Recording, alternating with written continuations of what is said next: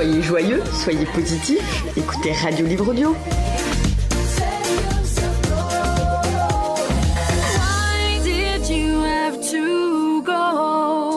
Pour tout vous dire, je ne ressens plus rien.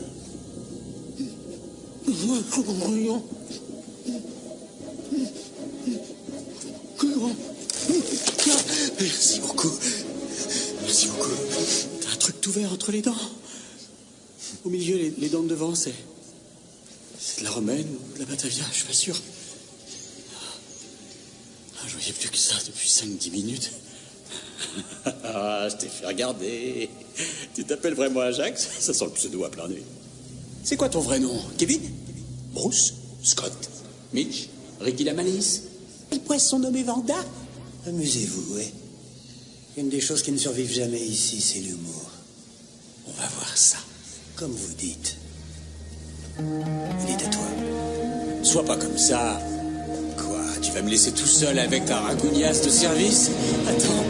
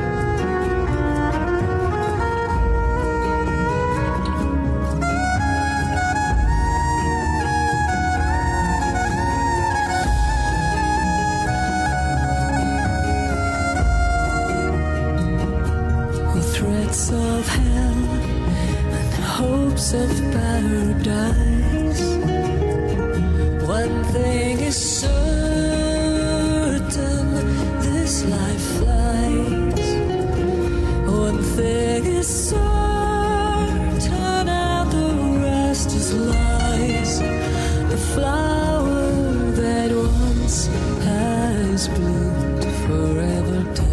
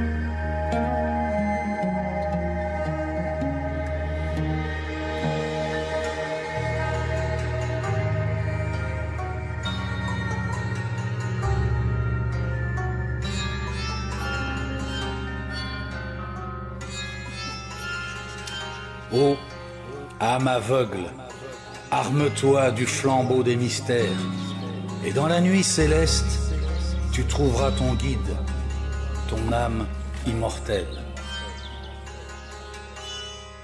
Radio Livre Audio, la radio de l'initiation.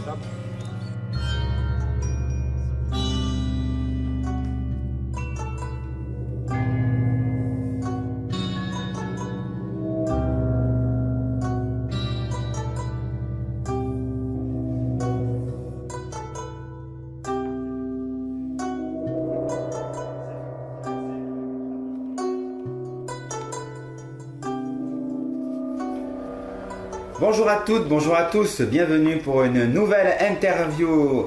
Et nous sommes descendus dans le sud de la France, nous sommes à Toulouse et nous allons faire une interview poésie-littérature avec Tom. Bonjour Tom. Bonjour. Alors, donc tu as écrit 2 livres qui sont sortis cette année et nous allons nous pencher sur ton premier livre, L'humour a des excès que la limite peine à suivre. Jusque-là c'est bon. Oui, oui. Mais avant de commencer, j'aimerais que tu nous parles un peu de toi, d'où tu viens, qu'est-ce qui t'inspire, quel a été un peu ton parcours. D'accord. Alors moi je suis né à Paris, où j'ai vécu jusqu'à mes 13 ans, où j'ai déménagé 13 fois. D'accord. 13 fois. Ouais, à peu près une fois chaque année. Jusqu'à tes 13 ans. Jusqu'à mes 13 ans. Waouh. Tu avais des parents voyageurs? Pas vraiment, disons que ma mère aimait bien déménager, même si c'était dans la rue d'à côté. D'accord, elle aimait bien changer d'endroit, d'accord. Ouais. Après, ses raisons sont obscures, elle a toujours été comme ça, peut-être parce que dans son enfance, elle n'a pas déménagé du tout. Du coup, le goût de changer d'endroit, de se refaire un petit monde, ok. Waouh, déjà ça commence fort. Ok. Et comment tu as vécu cette enfance à Paris, du coup? Plutôt des bons souvenirs, enfin famille un peu compliquée, donc là-dessus pas forcément une enfance heureuse, oui. mais je parle de bons souvenirs parce que Paris je le parcourais à vélo et c'était plutôt agréable et je me souviens de bons souvenirs comme j'allais voler dans le supermarché. D'accord. T'as fait tout le tour de Paris? T'as vu beaucoup de rues, beaucoup de petits coins. Ouais, je faisais pas mal à tous les arrondissements, je crois. Dès 9-10 ans, dès que j'ai eu l'âge de sortir un peu tout seul, l'après-midi, je faisais du vélo partout. Et c'est une jolie ville, hein, c'est clair. Ah ben là, il y a à voir, hein, on peut explorer beaucoup de choses. Et t'as eu pas mal d'inspiration, t'écoutais des chansons. Ouais. De la musique, c'était quoi tes chanteurs Du coup, j'écoutais beaucoup Mano Solo. J'ai toujours aimé les écorchés, les gens un petit peu torturés, même dans l'enfance. Léo Ferré, j'ai été très bercé par elle aussi, par les classiques de la chanson française. D'accord. Et je chantais beaucoup déjà. J'ai toujours aimé le chant, la danse, un peu tout ça. Et ça m'a beaucoup inspiré, les textes m'ont toujours beaucoup plu dans la chanson. Mémoriser les textes de chansons. Hein. Ouais, je les connaissais par cœur, Mano Solo. D'accord. Ok. Et donc voilà, et après tu m'as parlé aussi que tu disais des textes à l'école, tu récitais des textes et les gens aimaient bien écouter tes textes. Ouais, j'avais inventé 2 personnages qui s'appelaient Gogol et Ito, donc ça allait pas, j'avais devoir 8 ans, Gogol Ito. D'accord. Et... Okay. Et des petits dialogues. C'était un peu plus que ça, c'était des aventures. Ils partaient, Gogol et Ito à Paris, Gogol et Ito à l'enterrement de machin. Ok. Et tu déclamais dans les classes comme ça? Ouais, je déclamais dans les classes, c'était des textes humoristiques. D'accord. Et qui faisait bien marrer Monsieur Bérard, je crois, qui était un prof de français un peu alcoolique, qui ne faisait faire que des rédactions. Ok. J'avais un bon feeling avec lui, déjà avec les bons vivants, je me suis toujours bien entendu. Ouais, une bonne source d'inspiration. Ouais. Et après, du coup, après 13 ans, tu es parti dans le sud. Je suis parti m'enterrer à Nîmes. D'accord. Je dis m'enterrer parce que c'était... c'est pas toujours fun, c'est une petite ville, il se passe pas grand chose, mais j'ai rencontré tout un groupe d'amis qui est resté pendant longtemps, avec qui j'ai fait un peu les 400 coups. D'accord. on était des sacrés buveurs. Et c'était pas très artistique tout ça, mais on s'amusait bien. Des bons moments de vie, ouais. Ouais. D'accord. Et après, tu es parti un peu plus loin, à Toulouse? Ouais. Des périodes avant d'autres choses? Alors, j'ai fait les Beaux-Arts et le Conservatoire. À Nîmes. D'accord. Et après ça, je suis parti... Conservatoire de dessin? Conservatoire en chant lyrique. Chant lyrique. En opéra et en théâtre. D'accord. Et ça s'est très bien passé, c'était très chouette. D'ailleurs, le théâtre, j'aimerais bien reprendre. Oui. J'en ai fait quand même 10 ans au total. Ah oui, quand même. Et les années au conservatoire, c'était les dernières, mais je me suis j'ai bien progressé, je pense. Oui. Et après, je suis parti voyager, du coup, en Espagne. Chez l'habitant. Chez l'habitant. 3 mois, tu m'as dit 3 mois à Édimbourg, 3 mois à Barcelone C'est et ça. 3 mois au Sénégal. En une année ou sur plusieurs années? En une année, après j'avais fait aussi 2 fois le Tour de France en stop. Waouh! Ouais. Oh, ça, tu nous en diras un mot, c'est très intéressant. Ouais, j'étais. Comment c'est que tu dis, tiens, je vais faire le Tour de France en stop? Oui, je disais à ma mère que j'allais faire un camping sauvage et puis je me tirais pour pas l'inquiéter. Ah, d'accord. Et puis je partais avec les camionneurs faire le Tour de France. Ok. J'ai les camionneurs parce que c'est eux qui prenaient sur les grandes distances et c'était le plus simple. Et j'ai fait des très bonnes rencontres et parfois des moins bonnes, comme souvent. Ça forme la vie, on va dire. Hein. Ouais, ça forme. Wow. Je suis tombé. Et tu avais un but particulier ou c'était juste pour voyager? Non, juste pour voyager, Ok. voir des amis un peu partout en France. Rencontrer des gens. Hein. Ouais. Ça devait être- C'était une bonne période. Je me suis pas tué, donc c'était. T'avais quel âge à peu près? 20 ans, 22? Un peu moins, 19 peut-être. 19? Ouais, peut-être 20 ans. D'accord, c'est pas tout le monde qui fait ça. C'est intéressant comme démarche, je trouve. Hein. Non, j'étais assez voyageur dans cette période-là. D'accord. Et donc, après aussi, donc, ce chant, est-ce que le conservatoire, tu m'as dit que tu as été au Sénégal et que tu as chanté au Sénégal. Ouais. Est-ce que c'est parce que tu faisais du chant lyrique au conservatoire ou c'est parce que tu avais d'autres motivations? Non, j'ai commencé à chanter à ce moment-là, à faire de la guitare. Oui. Mais au Sénégal, je faisais que du chant, je faisais des textes sur le voyage, sur la capacité à être ouvert aux étrangers, etc. D'accord. Et c'est vrai que j'étais le seul blanc là-bas, et c'était marrant parce que les enfants m'accueillaient en faisant tout bab, etc. Ah oui, d'accord. C'était très drôle. Les Sénégalais adorent la poésie. Ah oui? Ouais, et du coup, j'avais. Bien t'aimé alors. Hein. Ouais. Ça a T'avais bien ce marché. petit groupe, Super expérience. tu chantais, tu écrivais les textes, des petits concerts. Ouais, des petits concerts. Dans un bar français qu'il y avait là-bas, notamment, où beaucoup de choses étaient possibles. D'accord. Ah non, ça. Sympa. Super période. Ouais. Et c'est après que tu es rentré, t'es allé s'installer à Toulouse, du coup? Ouais, à 21 ans. D'accord. Et j'ai travaillé avec les enfants pendant 4 ans. Ah, tu étais animateur. Animateur pour Ok. enfants. Et du coup, j'ai continué à écrire des textes, etc. Et ça me prenait tellement de temps que après j'ai démissionné et j'ai passé 2 ans au chômage. D'accord. Grâce au chômage, j'ai eu le temps d'écrire les 2 bouquins. Ce qui m'a pris, il y en a un qui m'a pris 2 ans à peu près. Celui dont on parle? Non, l'autre. L'autre qui s'appelle Sous nos écueils, la lune. Sous nos écueils, la lune. Ok. Celui dont on parle, j'étais très inspiré, j'ai dû l'écrire en 2 mois. Ah ouais, vous allez voir, les amis, c'est pas banal. Il y a énormément d'inspiration. T'es passé par des phases, peut-être avant d'écrire, qui t'ont permis d'être dans la recherche, de trouver vers quelle écriture tu voulais aller, peut-être? Une grande période de lecture. J'ai lu énormément de classiques. Évidemment, je pense qu'il faut se nourrir quand on veut sentir quelque chose de bon. Et sinon, l'amour, quelque chose, une rupture amoureuse qui a été vraiment la base, les racines de la création pour moi. Parce que je me rends compte que j'aimais particulièrement quelqu'un, mais que ce sentiment, même une fois la personne partie, pouvait s'étaler sur toute chose. Et que je pense qu'il faut avoir un intérêt pour tout, et tout aimer est un super exercice, même dans l'écriture, dans l'art, pour se développer. Voilà, c'est parti de là. Ok.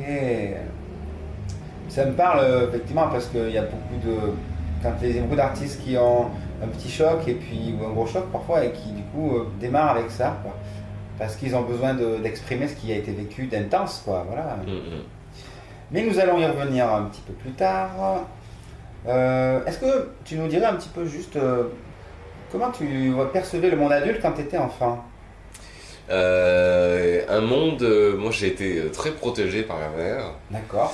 Qui nous, voilà, du côté de ma mère très protégé, du côté de mon père au contraire assez descendu parce que c'était compliqué. Et le monde adulte comme quelque chose d'assez violent, l'influence paternelle. Mais en même temps, j'avais très envie de grandir. Je me souviens que j'étais plutôt un enfant qui était plus dans la réflexion que l'action. Et j'avais envie de rejoindre le monde adulte, d'arrêter d'être pris pour un enfant, ce que j'étais. Mais j'aimais beaucoup plus parler avec les adultes qu'avec les gens de mon âge. C'est 9 fois sur 10. D'accord. J'avais toujours un ami, un très bon ami, et sinon je jouais pas trop avec les autres. D'accord. Et tu écrivais un petit peu aussi enfant, du coup, et après tu as arrêté pour reprendre du coup un peu plus tard à ton âge adulte, voilà. Ouais, j'ai arrêté bien 10 ans quand même. Et tu as fait un lien entre ces deux périodes peut-être? D'écriture? Ouais. Disons que je me suis un peu retrouvé vers 21 ans. J'ai retrouvé peut-être un peu l'enfant. Toujours la quête de l'enfant qui se cache en nous. Ok. C'est ça, il faut avoir un côté un peu enfantin, je pense, pour l'inspiration. L'inspiration, pour se laisser porter, quoi. Lâcher prise. Complètement. Vivre le bonheur qu'il y a présentement. Ok, je te remercie. Nous allons faire une première pause musicale et nous allons mettre Bachung, Je suis noir de monde. A tout de suite, les amis. En moi grand d'une ville, grouille la foule dessoulée, j'ai envie au hachoir.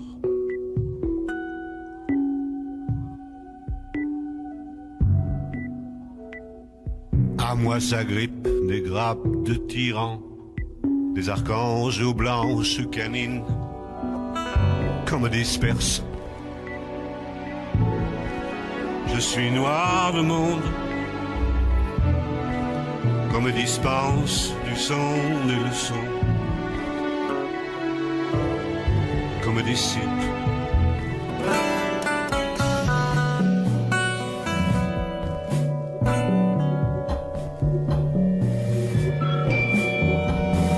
En moi se vautre des divans, de la horte à la carotide, circulent des rumeurs à faire pâlir, qu'on me disperse. Je suis noir de monde, qu'on me dispense du son des leçons, qu'on me distribue à tous les Jésus. Je voudrais t'aimer comme un seul homme, arrêter d'inonder la Somme, avoir l'amour en bandoulière, l'amour en bandoulière.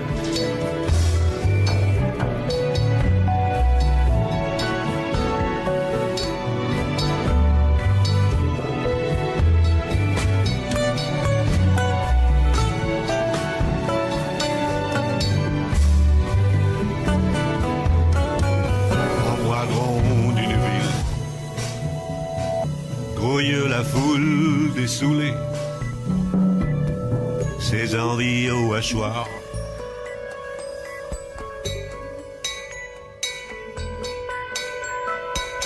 À moi s'agrippent des grappes de tyrans, des archanges aux blanches canines, tueurs de mémoire à la conscience obèse, jour du Varese. disloque, qu'on me dispatche, qu'on m'évapore.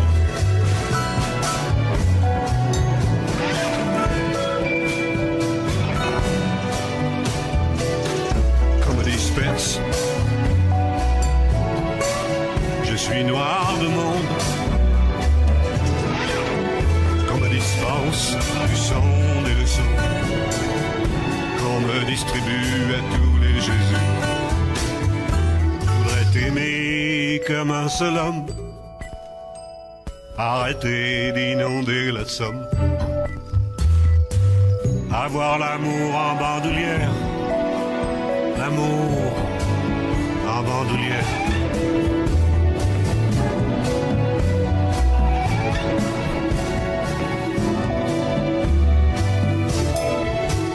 Comme disloque, comme disperse, comme évapore.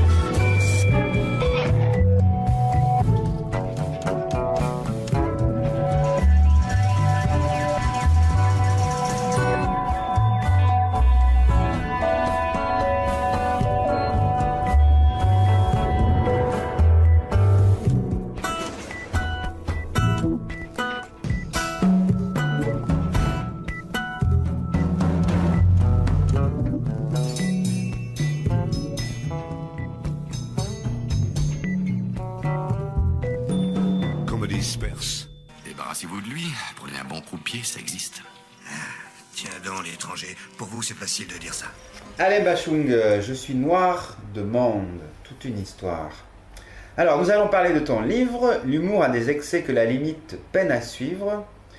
Eh ben, moi j'ai envie de dire tout de suite que c'est hyper surprenant comme livre. Dans le titre, je me suis dit, bon, ça va être un livre philosophique et tout ça. Et en fait, dès les premières lignes, les premières pages, on est surpris par le style, par le ton. Et il y a un truc un peu provocateur, un petit peu qui fait réfléchir tout de suite. Et avec ce brin d'humour qui dure tout le long du texte. Qu'est-ce que je peux dire en particulier ? Je ne sais pas comment le définir, à part que à chaque phrase, ça invite au questionnement. Il y a un truc questionnement, mais en même temps... c'est pas quelque chose qui, c'est pas de la morale, je sens que c'est quelque chose comme questionnement, et puis il y a l'humour en fait dans tes questions. Tu nous parlais un petit peu de cette introduction? Oui, alors l'intro est un peu spéciale, c'est très lyrique, et ça reste volontairement un peu flou en fait. Oui, c'est ça, on se dit mais où c'est que je vais? Ouais, complètement. Ouais. Je parle de l'âme, et vu que c'est très difficile à définir. On se demande justement parce que tu parles de elle et puis c'est à la fin que tu dis l'âme. On se dit bon, qu'est-ce que c'est? Et puis paf, et on comprend d'un coup tout le texte qu'il y avait avant, quoi. Oui, j'ai passé plusieurs années à me questionner sur la question de l'âme. Et on se questionne souvent sur la question, j'aime bien les répétitions. Et du coup, vraiment dans un état d'euphorie permanente en fait, où j'étais poussé, peut-être parce que je suivais simplement toujours ce qui me faisait plaisir, toujours est-il que j'avais toujours un sentiment d'amour profond, et j'appelais ça, pour moi là, je croyais pressentir la présence de l'âme. Et je voulais, pour moi du coup c'est l'impertinence, c'est tout ce qui nous fait vibrer, et j'avais envie, c'est très dur à définir, mais j'ai voulu personnaliser cette présence. Tu mets de l'humour dans cette impertinence, et j'aime bien, parce que c'est pas vraiment de l'humour noir, ça s'en rapproche, j'ai l'impression, mais il y a un humour très particulier. En fait, il n'y a pas une page où j'ai pas ce petit brin d'humour. Ton titre est tout à fait de circonstance, je trouve. Est-ce que je me trompe quand je dis qu'il y a de l'humour à chaque... Ah non, complètement. C'est un livre humoristique. Oui. Ah ouais. Et s'il fait réfléchir, j'espère, tant mieux. Après, le but, c'était quand même de faire rire. De faire réfléchir, mais de faire rire aussi. Ouais, et je me suis posé la question, est-ce que tu as fait ce texte aussi pour être joué en théâtre? Parce qu'il y a des petites annotations avec... une petite pause, tiens, cette personne va parler, cette personne va sortir, des petites choses comme ça. Oui. Est-ce que tu l'as imaginé en théâtre, du coup, quand tu l'as écrit? Ouais, à la base, je voulais faire un one-man show. D'accord. J'ai fait quelques scènes, d'ailleurs, qui ont bien marché. Mhm. Bon, dès qu'on finit en caleçon, en train de dire des conneries, etc., ça marche plutôt bien. Après, c'est vrai que le texte est dense. Du coup, c'est pas facile à mettre en scène. Ouais. Surtout qu'il n'y a pas de chapitre dans ton texte. Non. C'est surprenant. Du coup, moi j'en ai vu, j'ai vu Molière, j'ai vu la scène, j'ai imaginé les personnages les dialogues qui parlaient les uns des autres. C'est une autre façon d'écrire, une autre façon d'imaginer un texte, de le vivre. Ça te parle? Ouais, non, j'ai voulu un one-man show, du coup il n'y a pas d'échange entre les personnages. En même temps, il faut qu'il y ait une mise en scène qui tienne la route. Si à un moment donné, il y a un passage dégradant pour la femme qui est joué par un personnage, un espèce de scientifique fou qui en parle atrocement, mais c'est complètement au second degré. Et puis, tu nous lirais ce passage éventuellement? Oui. Il est pas simple, mais... Je veux bien que tu nous lises un bout. Hein. Ça marche. Alors, je fais la voix du personnage... Ok, c'est comme tu le sens. Ouais.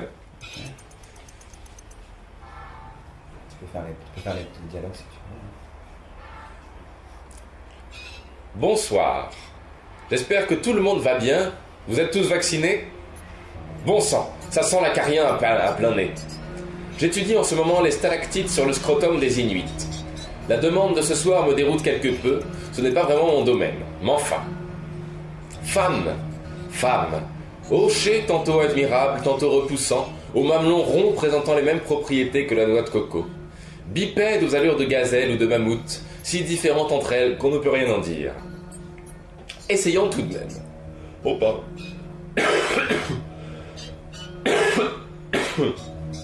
Un chat dans la gorge. Miaou. Sors de là, noisette. On a un chat dans la pièce en fait. Laissez-moi faire avant tout le tour du sujet. J'adore ça. Il fait 3 fois le tour de la femme, je le dis, puisque... Partons prestement, aventuriers vaillants que nous sommes, scientifiques émérites, en exploration de leurs compartiments surprenants. Il n'est parfois pas évident d'être touché par l'amour de la grâce, mais l'impression de jouer avec un jeu d'osselets ne rend pas l'affaire des plus minces. Le mieux est de trouver l'équilibre entre le plateau aride et les vallons de Suif. Engageons notre périple par les pieds. L'adaptation fait des merveilles. Ainsi, si on les trouve petits et glabres dans les milieux tempérés, les voilà qui s'allongent chez la femme nordique pour mieux adhérer au sol neigeux, alors qu'au sud, nous y découvrirons une végétation abondante pour stocker la rosée durant les fortes chaleurs.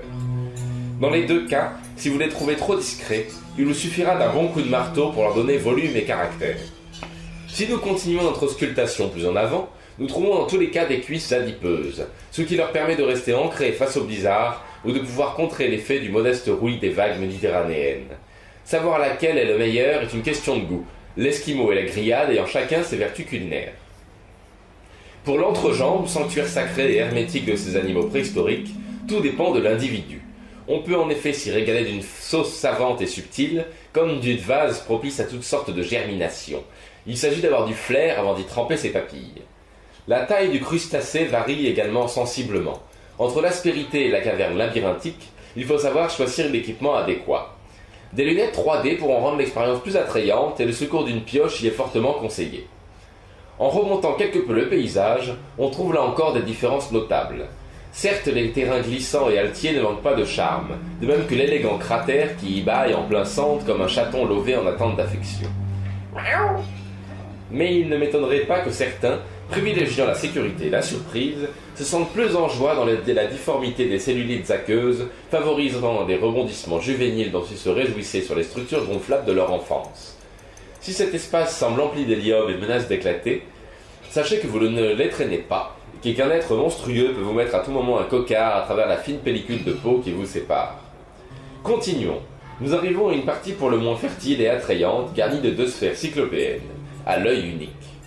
Devant leur absence de giration, nous pouvons déduire que ce ne sont pas des planètes, bien qu'un instinct archaïque nous pousse à y vivre.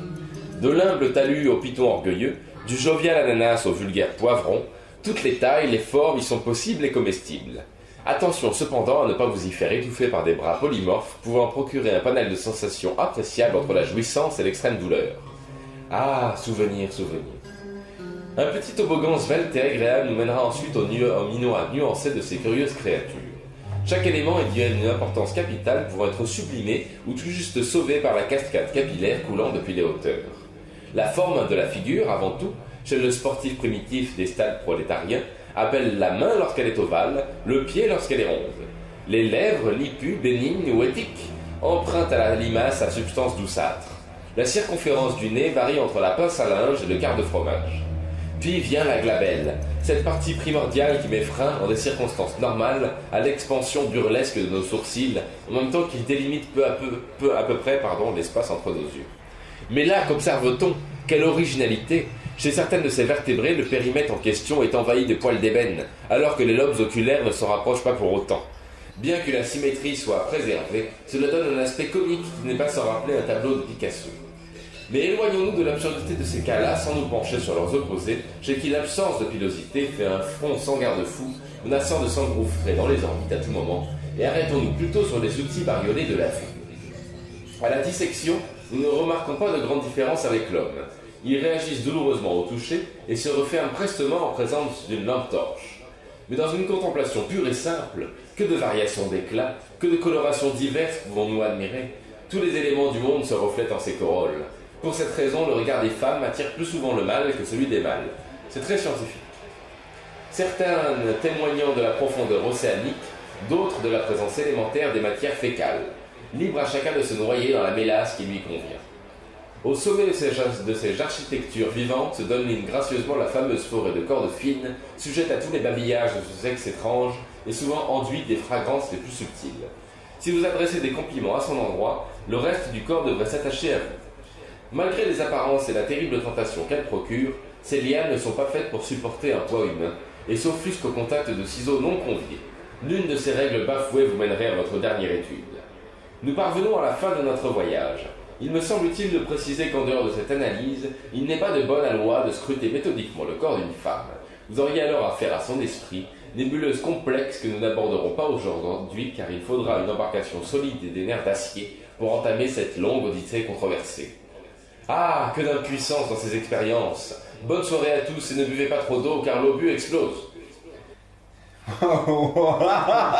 Waouh! C'est dense. J'ai énormément de questions sur ce texte. Alors, déjà, qu'est-ce que tu as voulu dire à travers ça? J'ai ma vision des choses, mais je vais la dire après. Pourquoi tu as écrit ça? Est-ce que ça a un sens particulier par rapport à la base, c'est une amie qui m'a demandé d'écrire un texte sur la femme. D'accord, c'était le thème de la femme, d'accord. Le thème, c'était la femme. D'accord. Et d'habitude, je fais des choses plutôt romantiques. Oui. Elle s'attendait plutôt à quelque chose dans le genre. Oui. Et donc, du coup, là, je suis parti complètement à contre-pied. Et j'ai fait la femme étudiée par un scientifique de la tête aux pieds et de façon méthodique, mais par finalement en ignorant complet c'est le personnage, ne simplement pas ce que c'est. Juste de manière scientifique. Et du coup, j'espère que c'est drôle, ça pourrait être macho, etc. Mais moi, alors j'y perçois le Petit Prince avec le personnage du mathématicien. Ah oui. Car le Petit Prince lui pose la question à quoi ça sert d'être mathématicien, et puis il déclame plein de choses comme ça, et le Petit Prince il se dit mais c'est quoi ce personnage qui est dans sa tête quoi? Je m'occupe moi de choses sérieuses. De choses sérieuses? Oui. Tu parles comme les grandes personnes. Tu confonds tout, tu mélanges tout. Je connais une planète où il y a un monsieur cramoisi. Il n'a jamais respiré une fleur. Il n'a jamais regardé une étoile. Il n'a jamais aimé personne. Il n'a jamais rien fait d'autre que des additions.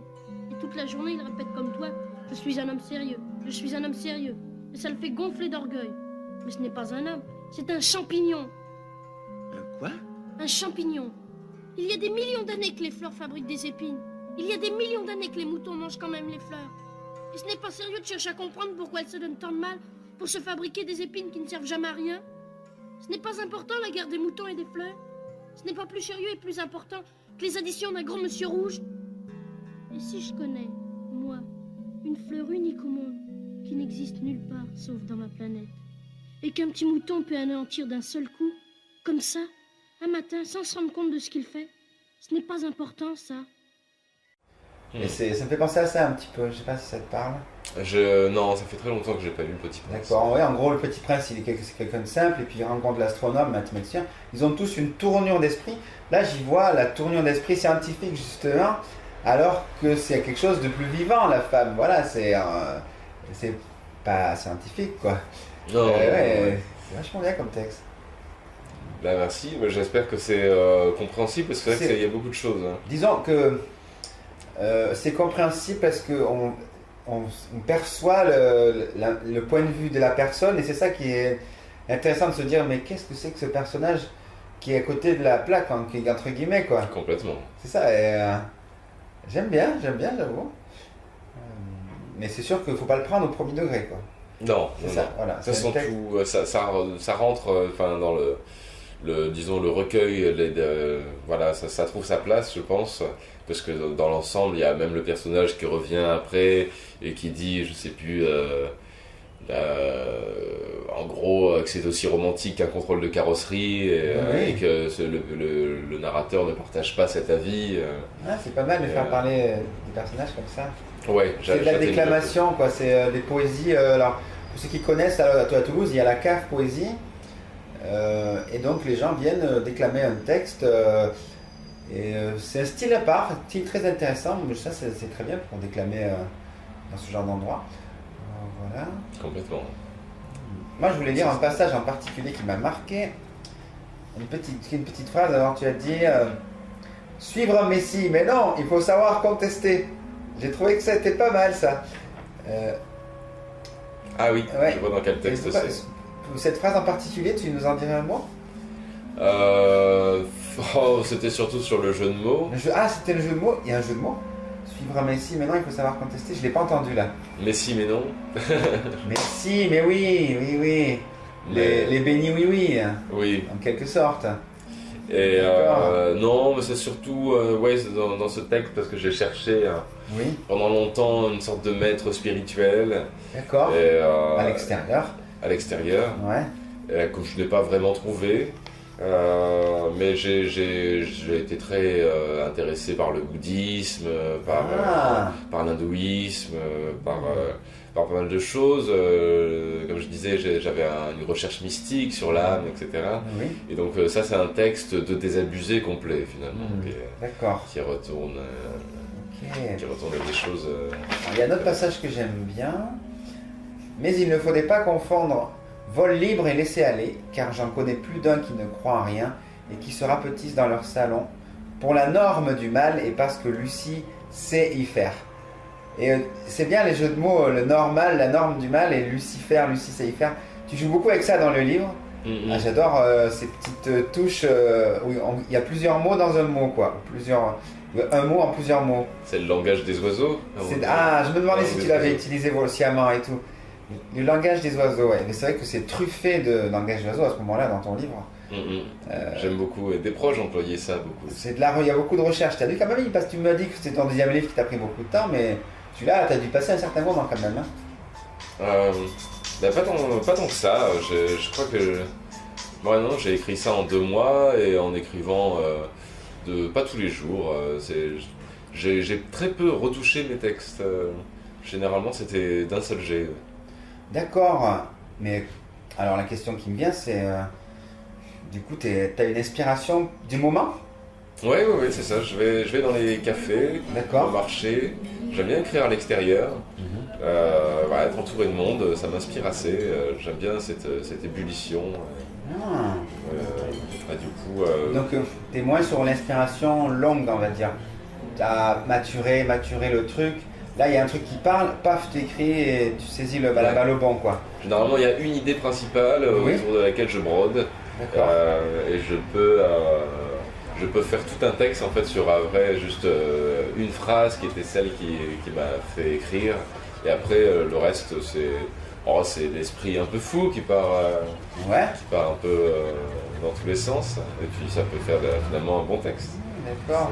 Mais je laisse vagabonder l'esprit. Alors j'aime bien, parce que du coup à travers cette langue des oiseaux il y a beaucoup de sagesse. Donc, du coup il y a cette petite phrase, Un sage m'a dit, écris, cela te permettra de revoir ton passé et d'accepter tes fautes. Littérature. Alors L-I-S-T-E-S-R-A, littérature, mais littérature. J'ai bien aimé et je me suis dit, quand j'ai lu cette phrase, effectivement, c'est un petit peu de la poésie existentielle. Il y a un côté très spirituel dans tes mots, dans tes phrases. Il y a des questionnements profonds, teintés d'humour. Est-ce que quand tu as écrit le livre, justement, tu avais cette optique mélanger l'existentiel et l'humour, ou c'est venu au fil de l'écriture? Je pense que c'est finalement, que le livre, j'espère, me représente un petit peu. Oui. Je suis toujours dans une espèce de quête existentielle. Et en même temps, parce que je sais pas, contrairement à une période, si je suis encore en recherche de sens. Je suis pas sûr que la vie ait de sens. D'accord. D'ailleurs, c'est très dur d'arriver à vivre sans être hédoniste, sans être toujours dans une recherche de plaisir seulement, parce que c'est un peu pauvre. Oui. Mais en même temps, je ne suis pas sûr que la vie ait un sens. Mais l'humour permet de passer à travers de pas mal d'obstacles. Je suis bien d'accord. Avec joie, avec un petit sourire en coin. Moi, dans ton écriture, j'entends Socrate. Tout ce que je sais, c'est que je ne sais rien. Ultime sagesse, quoi. Et il y a des phrases comme ça, là, comme écrit, cela permettra de revoir ton passé, d'accepter tes fautes, littérature. Pour moi, c'est du Socrate. C'est quelque chose de percutant et d'humoristique. Et c'est ça permet de passer des portes plutôt infranchissables parfois, d'ailleurs, par rapport à certains esprits qui n'osent pas le petit brin d'humour, quoi, ouais. Il y en a, j'ai écrit un texte d'ailleurs qui volontairement ne mène nulle part. Dans ce livre? Oui, dans ce livre. Tu l'aurais en tête, là? Oui. Il est pas très long. Un texte qui ne mène nulle part, ça j'aime bien. J'aime bien. Il est pas très long en plus. Oui. Je me fous aussi un peu de la gueule de beaucoup de chanteurs actuels qui, aux paroles imbéciles aujourd'hui. Donc, je sens que je t'aime quand tu tripotes mon cœur, les sourires que tu sèmes me l'échouillent le bonheur, Sens-tu monter en moi ce virulent pamphlet quand je chante pour toi cette horreur volubile? Je ferai bien tomber le glorieux couperet sur certains trublions aux paroles imbéciles. À peine allume-t-on la radio qu'on entend ce genre de guano à 3 accords. Du coup, je me suis... D'accord. Je me suis un peu lâché. Mais c'est pas ça que je voulais dire. Oui. Je vais y venir. C'est tout court. Peut-être j'aurais dû faire... c'est par là.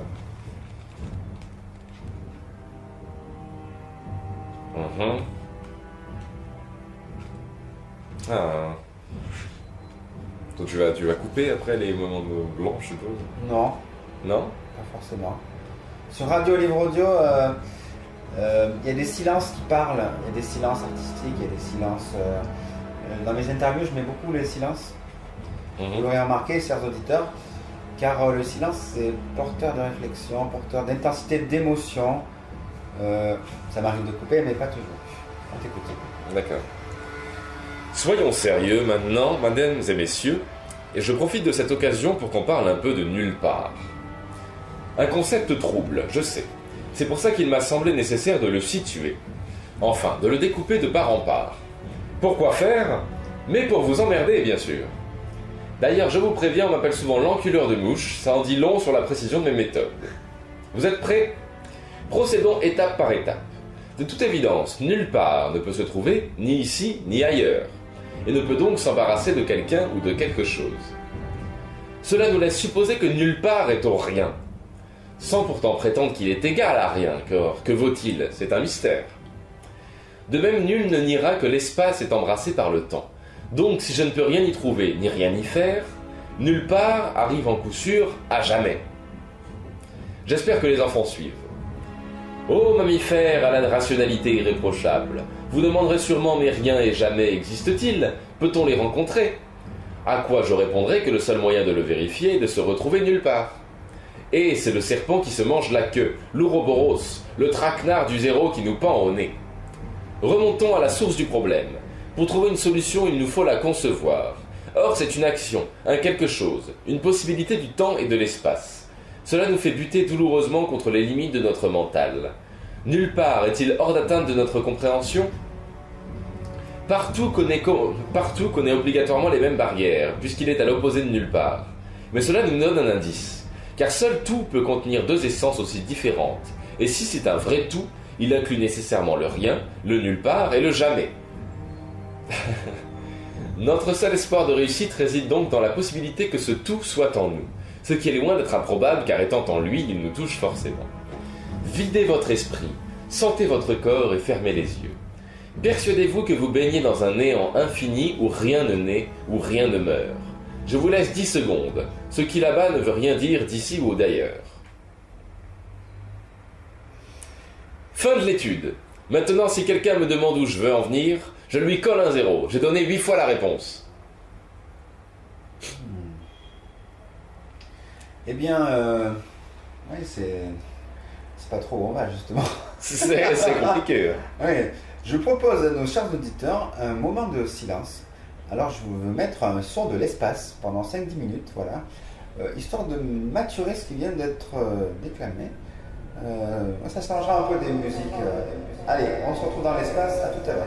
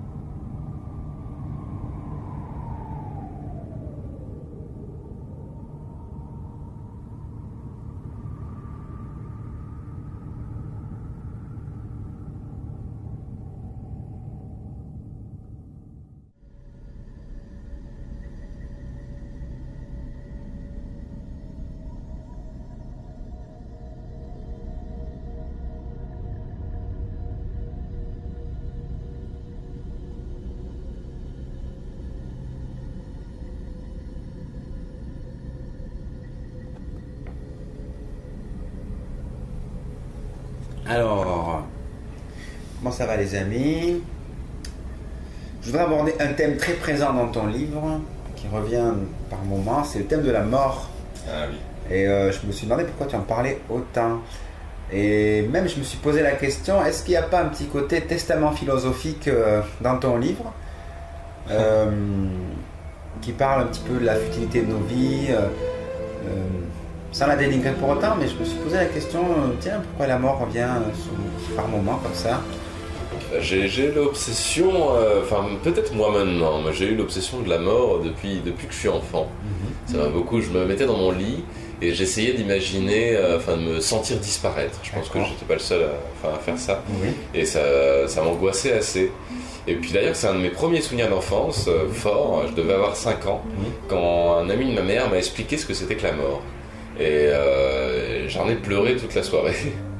Voilà, j'étais persuadé qu'on était... Enfin, je m'étais pas trop posé la question, quoi, mais j'avais pas trop de conscience de la mort jusqu'à cet âge-là. Oui.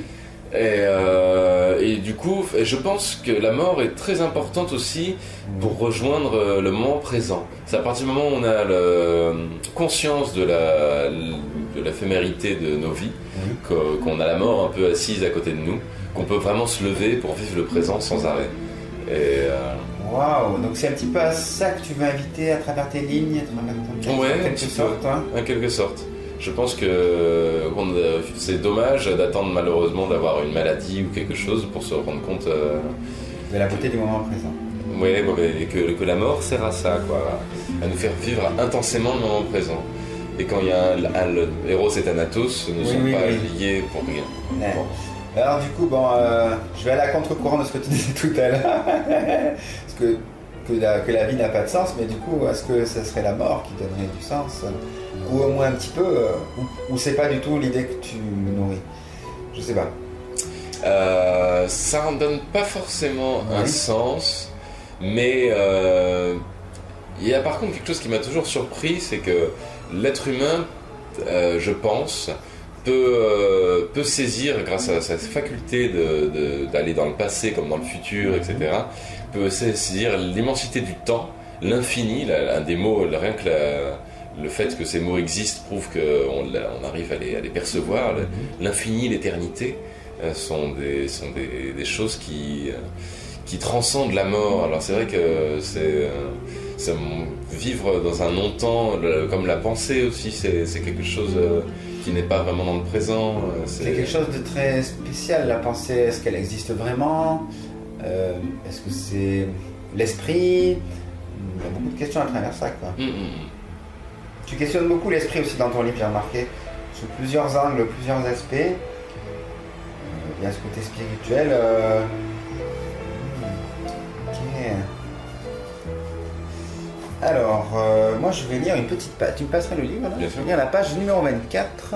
Elle m'a bien plu, la page numéro 24, pour illustrer ce qu'on vient de dire.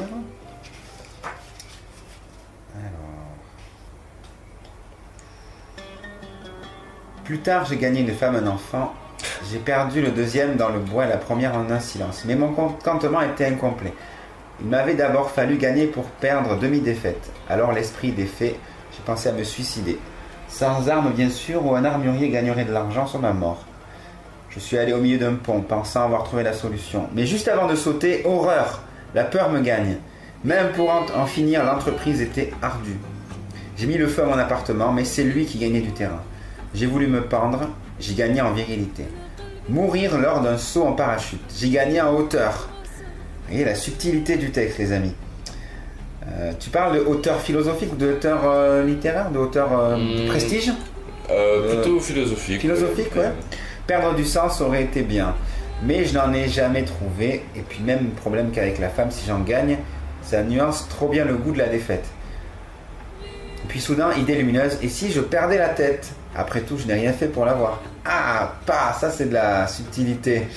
Ravi, je me mets à la tâche, un petit saut à l'élastique avec une corde un peu trop longue. Bam, je deviens fou. Ah, quel malheur. Devinez quoi, j'ai gagné en liberté.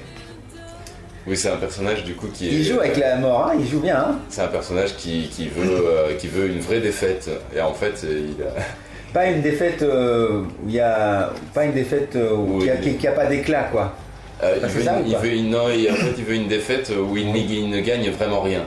Il se rend compte qu'en fait, quoi qu'il fasse, peu importe comment il essaye, soit d'en finir, soit de faire quelque chose, etc., on gagne tout le temps quelque chose, en fait, même dans une défaite. En un certain sens, oui. Et oui, puisque finalement, même si on meurt, en fait, il y a toujours un truc... Enfin, celui-là ne parle pas tellement de la mort. Oui, pas trop, non. C'est... Je perds, je gagne, je perds, je gagne. J'essaye, c'est plutôt perdre la tête. C'est très intéressant comme personnage. Ça me fait penser un peu au mythe de Sisyphe aussi, un brin, quoi. Qui finalement, il pousse sa pierre, elle retombe, et il vient la repousser, jusqu'à ce qu'il se rende compte de son cercle et dans l'enfermement dans lequel il est, quoi. Mais c'est un personnage très philosophique, très conscient en fait. Il est très conscient de son intérieur, quoi, j'ai l'impression. Oui, c'est juste, ça fait. J'espère que c'est drôle. J'espère que ça fait un peu réfléchir sur.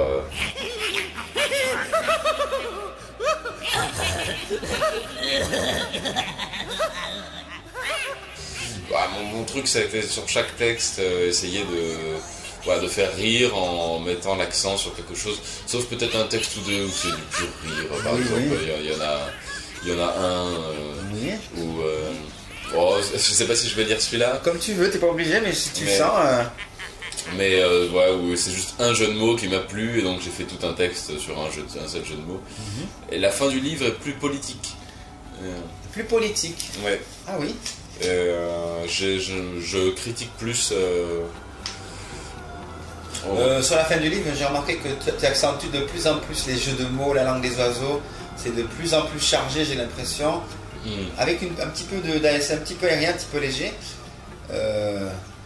Et on ne sort pas de ce livre indemne, les amis. C'est-à-dire que au niveau de l'orthographe, au niveau de vocabulaire, vous apprendrez des mots si vous lisez ce livre. Vous allez apprendre notre langue, notre façon de voir la langue française. Et les mots, parce que tu les manies, tu as quand même cherché des mots qu'on n'utilise pas tous les jours, quoi. Ouais, c'est parce que j'ai beaucoup lu de classiques. C'est important cette recherche pour toi, ouais. Ouais, mais sinon, on s'ennuie à utiliser toujours les mêmes mots. Les mêmes 150 mots qu'on utilise quotidiennement, là. Ça fait quelques mois que je lis plus, et il y a déjà plein de mots que je zappe parce qu'on les emploie jamais, quoi. Et moi je me faisais pendant longtemps des listes de chaque fois qu'il y a un mot que je ne comprends pas ou la définition est floue pour moi, je vais le chercher dans le dictionnaire et je recopie la définition, et je me suis fait un autre dictionnaire en fait. C'est-à-dire que j'ai des pages de mots avec des définitions, parfois je replonge dedans. Pour préciser la pensée, le sentiment, oui.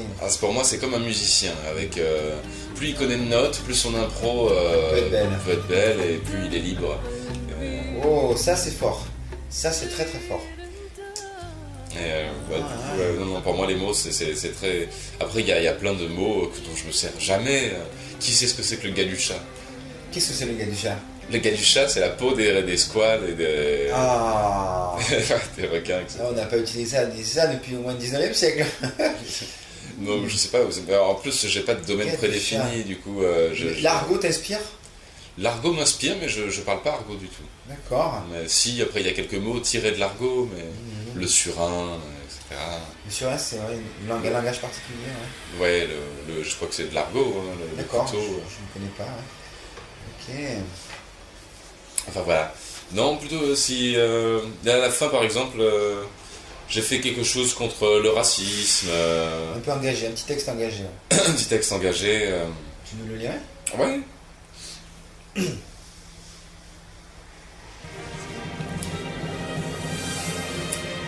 Oh là là, il y a tellement d'idées préconçues que ça va être bien dur de balayer tout ça.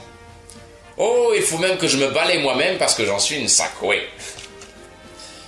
Notre époque est empreinte de tellement de spectres de confusion. La perdition suppure dans l'uniformité des regards bovins de nos chères cités. C'est simple, quand il m'arrive de rentrer chez moi à 7 heures après une folle nuit d'amour et que je me retrouve cerné d'écouteurs dans le métropolitain, l'ambiance pesante qui y règne me donne l'impression de m'y diriger vers une cérémonie de circoncision et d'excision rituelle. À peine se permettons quelques paroles aussi dansantes qu'une démarche administrative, et oui, Je suis difficile, idéaliste, mais dans la catégorie des sons sans relief, la seule chose que j'admire est le Platon. Après tout, se contenir est compréhensible dans la caverne. Les chaînes y déforment l'écho de nos pas vers la lumière pour en nourrir les ombres. Sinon, les démons populaires m'emmerdent. Par exemple, je n'ai rien contre le racisme. Enfin, pour éviter tout mal comprenant, car ce sont eux qui créent les conflits et non les malentendants, bien que cela puisse poser problème, le temps passe vite! De quoi le temps passe vite? Non, je veux dire par là que moi-même je juge au faciès les araignées, les morpions et les cravates. Les différences d'épiderme dans une même race, en revanche, je m'en tamponne. À l'encre bleue, si possible, j'adore les schtroumpfs et je suis avant tout partisan de la terre. Quelle idiotie de juger à la seule couleur! Je n'aimerais pas moins la lune si elle était noire. Elle me serait juste plus étrangère, et il n'y a pas qu'en Côte d'Ivoire qu'on dirait « Faites attention, je n'y vois rien ». Ces cratères prendraient peut-être de l'amplitude. Après, il est vrai que chaque automne, le jaune des feuilles me donne une impression d'invasion asiatique. J'y suis vert de peur, par esprit de résistance collaborationniste.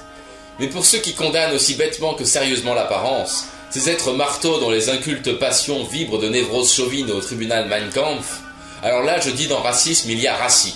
Je laisse Le Pen là au canard de l'actualité, dont le hobby est de becqueter du cas particulier pour recracher de la terreur générale, que certains braves canetons syndiqués ravalent avec crédulité en sentant monter en eux les violents relents de la marseillaise acide au sillon teinté de sang. Respirez. C'est une phrase longue. Mais je danse qu'en réalité les fascistes sont rares. La plupart des gens, j'en suis convaincu, sont assez clairs avec leur conscience pour être tolérants et maudire les injustices depuis un silence assuré.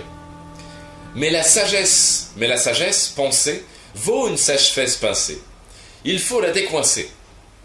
Aujourd'hui le chien aboie, l'âne braie, le cerf brame, l'usine rote, le poisson bloppe, l'homme sait. Le savoir ne remplace-t-il pas le primaire rugissement? Non, car le silence savant est au réel ce que l'humour est au Coran ou à la Bible. Dieu en a bien plus puisqu'il a créé le mal. Enfin, un mal qui rampe, des anges qui volent, pour peu qu'ils visent mieux que nos pigeons, il y a de quoi engluer le cornu. Donc, faisons du bruit. Et n'allez pas croire que j'ai digressé, car de mon point de vue, être contre le mal, avec ou sans eux, ou contre le bien, avec ou sans accent du midi, c'est aussi du racisme. Car quoi les reconnaissez-vous? La couleur de leurs ongles? Voilà qui me semble bien rustique. Certains papillons ne montrent-ils pas des yeux ténébreux lorsqu'ils sont en danger, maîtrisant parfaitement les côtés clairs et obscurs de la force en déflorant des fleurs? Voilà Yoda et Dark Vador vaincus par une paire d'antennes. D'évidence, le bien et le mal forment une tresse, ils sont de mèche, ce qui n'empêche guère de différencier la certitude viciée du doute salutaire et la plume taquine de la lame sectaire. Amen, Allah Akbar. Pour notre salut, je n'ai aucune réponse. Entre les livres de religion et le code pénal, mon cœur balance. En attendant, heureusement que l'armée est là, car si personne ne nous attaque, qui d'autre va nous défendre? Moi, j'aime tout le monde. Je vous invite à dîner quand vous voulez, en cette période où la paranoïa est enfin vaincue. Bon, rendez-moi visite comme des frères et sœurs, je vous promets de scruter votre carte d'identité sans aucun a priorisme. Mais mesdames et messieurs les sportifs, si vous venez, je vous en conjure, n'oubliez pas d'essuyer votre sueur sur le paillasson avant d'entrer.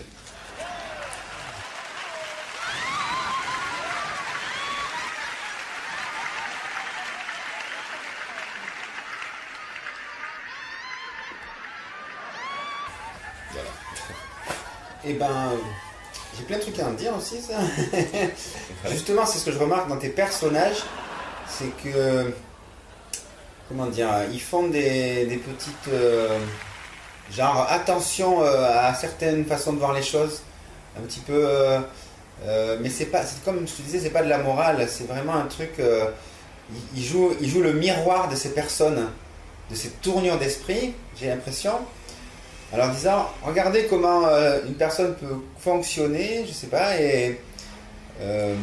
comme si c'était une petite piqûre de rappel, et leur disait, ah, attention à cette façon de voir les choses, attention à cette façon de voir les choses, mais toujours avec de l'humour. C'est vraiment très subtil, tu es sur un fil là quand tu es sur ce texte, parce que le personnage, il prend pas parti, et en même temps, il donne, on dirait presque qu'il veut entrer dans un truc, mais je sais pas. Il est assez provoque ce texte. Ouais, très, ouais. J'attaque un peu la religion. Un peu la politique et tout. Ouais. Mais il entre, il sort, j'ai l'impression. Oui, c'est très nuancé. En même temps, je dis bien que au fond, ça n'a... Enfin, évidemment que la religion... Enfin, pas que la religion n'a pas d'importance. Oui. Mais que personnellement, je n'ai aucun jugement. Je n'ai aucun jugement, mais je m'amuse un peu avec ça. D'accord. C'est voulu ce ton, du coup, un petit peu percutant, Oui, c'est voulu. Plus je me rapproche de la fin du livre, plus j'ai voulu faire un humour un peu plus caustique. Un peu plus grinçant, on va dire. Je sais pas si je peux dire ça. Si. Ouais. D'accord. Moi, je vais vous lire un passage aussi que j'aime bien. Alors, car nom d'une huître, le temps est bien né. Avant nous, impossible de le faire. Pas plus que de le défaire. Certains s'en sont aperçus. Alors ils tentent de le prendre. Ils le veulent pour eux. Mais l'heure est un leurre. L-E-U-R-R-E. Qui ne se laisse pas posséder. La liberté inaltérable du temps agace l'être humain. Alors il essaie de le tuer comme il peut entre les silences et les bruits. Donc là aussi, j'ai voulu lire ce texte parce que je remarque, tout à l'heure on parlait du thème de la mort. Il y a le thème du temps, du silence, de l'évolution aussi à travers ton livre. Tu nous en dirais un mot? C'est les silences du temps. Silence du temps, ouais, d'accord. Je crois. C'est sur tout un jeu un peu dévotien sur effectivement comment... faudrait que je le relis celui-là, mais... Oui. Sur ce qui a beaucoup plu en tout cas sur scène. Alors aussi, voilà, les amis, je vous suggère d'acheter ce livre parce que là, je peux vous dire, on peut vous déclamer le texte, mais il y a des subtilités à l'écriture que vous ne pouvez pas comprendre si vous l'entendez en fait. Aussi, donc c'est bien d'avoir le texte en face de vous pour pouvoir goûter cette façon d'écrire. C'est un texte oral, c'est surtout un texte très oral. Mais en même temps, c'est ça qui est surprenant, c'est que quand tu le lis, c'est différent. Il y a des sens différents entre l'oral et l'écriture. J'aime bien, ça n'a pas dû être facile à faire quand même. Alors, il suffit d'avoir un esprit un peu tordu. La cave poésie t'a beaucoup influencé? C'est surtout l'endroit où j'ai fait mes débuts. D'accord. La cave poésie, le caméléon. Le caméléon, c'est un autre endroit à Toulouse? Ouais, tu connais pas? Non. C'est dans le même style un petit peu? Un petit peu. D'accord. Il y a quelque chose. Une petite cave très intimiste. Ok. C'est sympa comme tout. Et mes inspirations... Il y a des artistes du coup qui t'ont inspiré en particulier? Ouais, des proches et de Vos. Beaucoup. Des proches et de Vos? Ah, de Vos, il maîtrise bien son art. Ouais. Parler pour ne rien dire, etc. Ça, c'est une des plus connues. Oui, c'est vrai, ouais. Mais, des proches de Vos. Moi, j'y vois du Camus un peu, dans le côté absurde. Ouais. Pour le sens. Camus, ça... j'ai jamais lu. D'accord, ok. Parce qu'il y a beaucoup de... il a fait beaucoup d'histoires, c'était des non-sens finalement, comme L'étranger. Et du coup, j'y vois un petit peu de ça, quoi. Et puis bien sûr, moi j'y vois Molière, quoi, sur le ton, sur le style, qui était alors, quand il allait déclamer devant le roi, devant les nobles et tout, il les attaquait pas personnellement, mais en même temps, il prenait des images où les gens s'y reconnaissaient. Dans ton livre, je perçois un peu de ça. Ah la comparaison est flatteuse. Parce que ça aurait très bien pu être un livre d'invective où on dit lui comme ça, lui comme ça. Et en fait non, c'est la subtilité de cet humour, la subtilité de ton écriture qui fait que c'est goûtu, c'est agréable et ça fait travailler l'intérieur sans qu'on se sente vraiment visé, quoi. Non, j'agresse personne. Ouais, voilà, c'est ça qui est intéressant, de jouer sur ce fil-là, quoi. C'est pas évident comme exercice, c'est pas évident. Hein. Nous allons faire une autre petite pause musicale et je vous propose d'écouter Léo Ferré, Les poètes de ces temps, Arthur Rimbaud. A tout de suite les amis. Soyez joyeux, soyez positifs, écoutez Radio Livre Audio.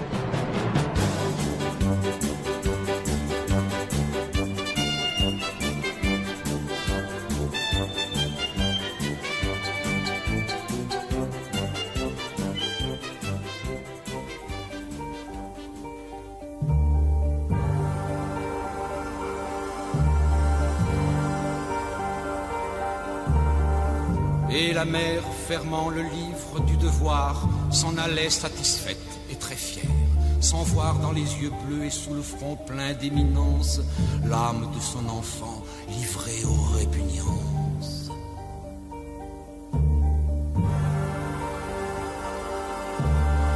Tout le jour, il suait d'obéissance, très intelligent. Pourtant des tics noirs, quelques traits semblaient prouver en lui d'âcres hypocrisies.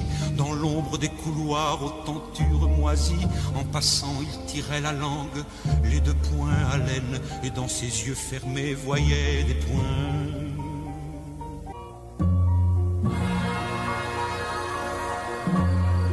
Une porte s'ouvrait sur le soir, à la lampe on le voyait là-haut, qui râlait sur la rampe sous un golfe de jour. Pendant du toit, l'été surtout vaincu stupide, il était entêté à se renfermer dans la fraîcheur des latrines. Il pensait là tranquille et livrant ses narines.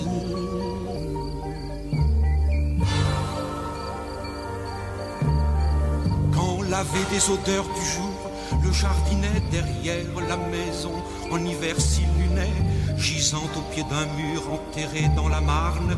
Et pour des visions écrasant soleil d'Arles, il écoutait grouiller les galeux espaliers.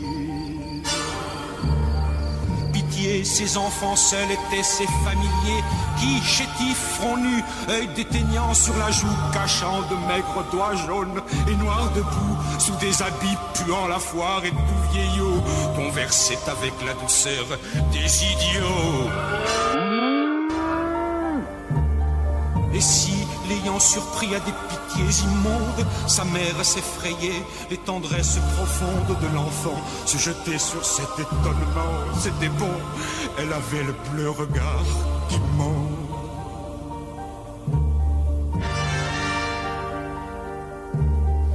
À 7 ans, il faisait des romans sur la vie du grand désert, où lui la liberté ravit. Forêt, soleil, rive, savane, il cédait de journaux illustrés, où rouge il regardait des Espagnols rire et des Italiennes. Quand venait l'œil brun folle, en robe d'indienne, 8 ans, la fille des ouvriers d'à côté, la petite brutale, et qu'elle avait sauté dans un coin sur son dos, en secouant ses tresses, et qu'il était sous elle. Il lui mordait les fesses, car elle ne portait jamais de pantalon, et car elle, meurtrie des poings et des talons, remportait les saveurs de sa peau dans sa chambre.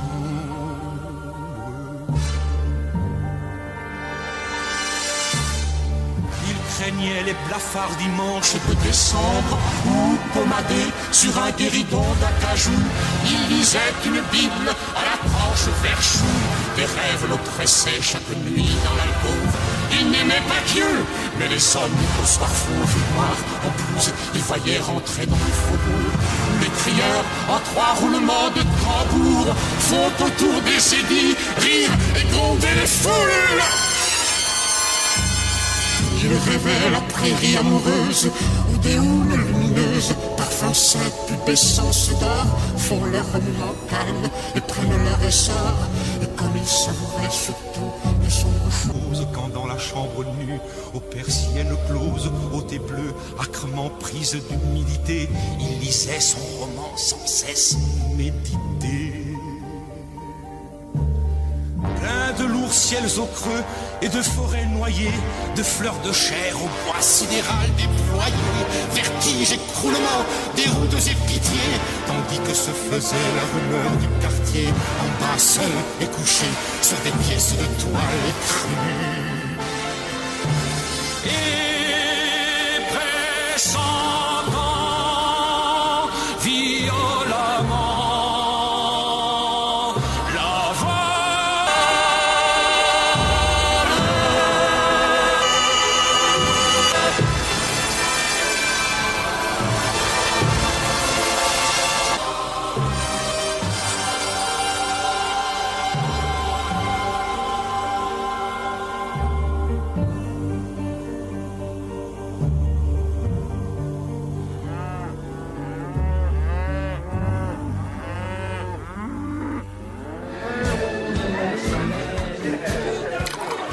Bonjour. Bonsoir. Qu'est-ce que vous faites toute seule dans ce bar sordide avec des alcooliques, des drogués, des parrains de la mafia et des tueurs en cavale? Ah, moi? Bah, j'écoute Radio Livre Audio, la seule radio qui s'écoute partout et qui fait pas de préjugés.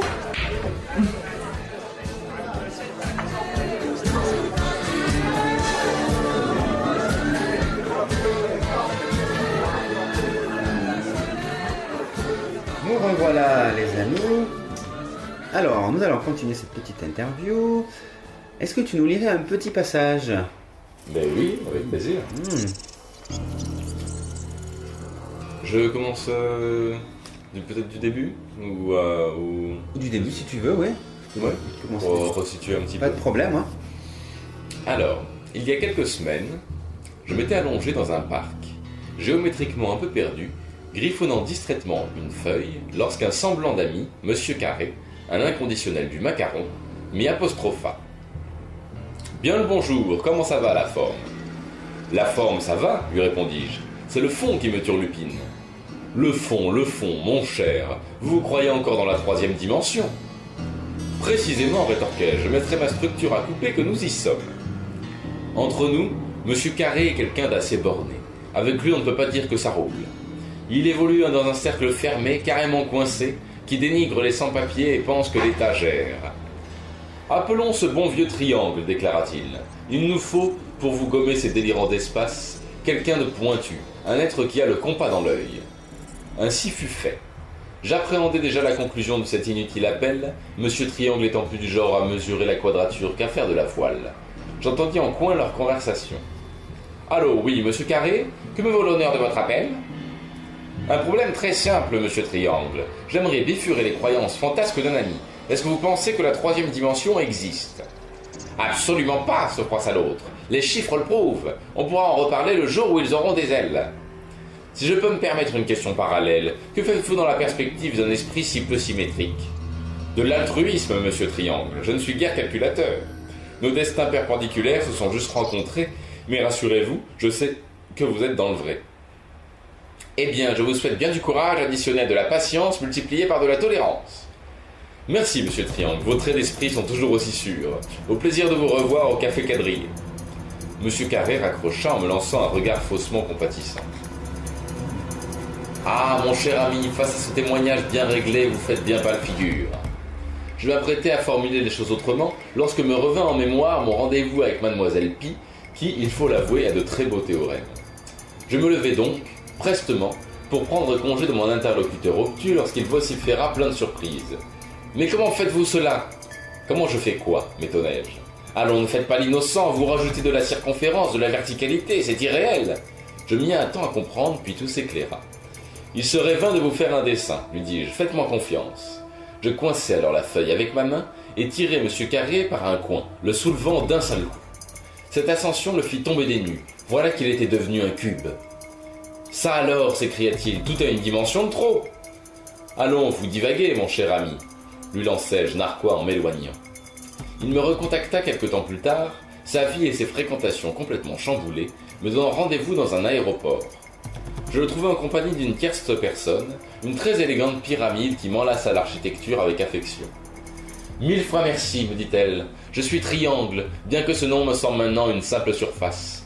Grâce à vous, Monsieur Carré et moi-même n'avons plus le même champ de mire, ni le même prisme. La 3e dimension, non un décimètre, qui l'aurait esquissé ?»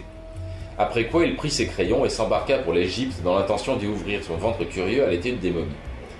À présent, Monsieur Carré, qui s'est naturellement rebaptisé Cube, et moi-même, nous entendons fort bien. Il suffisait finalement qu'il rejoigne les deux bouts.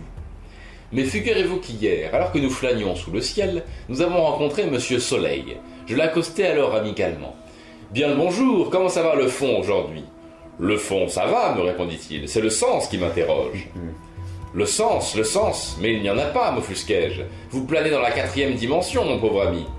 Justement, brûla-t-il, je mettrai mes flammes à tremper que nous y sommes. Mon ami Cube et moi-même avons bien rigolé. Non mais la 4e dimension, tout serait sans dessus-dessous. Les astres ne manquent vraiment pas d'imagination. Voilà. Ah bah, une petite comptine. C'est très intéressant. Donc, vous voyez, il y a beaucoup d'impertinence, comme si un personnage voulait faire réagir l'autre, comme s'il voulait le faire sortir de sa léthargie. Est-ce que c'est un peu ça? Oui, de sa vie, de sa façon de voir les choses. Sa façon bornée de voir les choses. Ouais. Et finalement, on se rend compte à la fin du texte que le narrateur lui-même a des limites. Oui. Alors, je vais vous lire un autre poème, peut-être que vous connaissez, qui est moins lent, mais pour moi, qui est dans le même style. J'ai mis mon képi dans la cage, je suis sorti avec l'oiseau sur la tête. Alors, on ne salue plus, a demandé le commandant. Non, on ne salue plus, a répondu l'oiseau. Ah bon? Excusez-moi, je croyais qu'on saluait, a dit le commandant. Vous êtes tout excusé, tout le monde peut se tromper, a dit l'oiseau. Et c'est un poème de Jacques Prévert. Quand j'ai lu ton texte, là, je me suis dit, mais ça me fait penser à Jacques Prévert, le képi. Jacques Prévert a fait ce genre de poésie qui est repris dans les écoles comme un grand classique, mais en fait qui était très anti-société aussi, anti-système. Du coup, moi j'y vois ce côté anti-système et toujours avec cette finesse, c'est vachement bien fait quoi. Ça te parle le képi?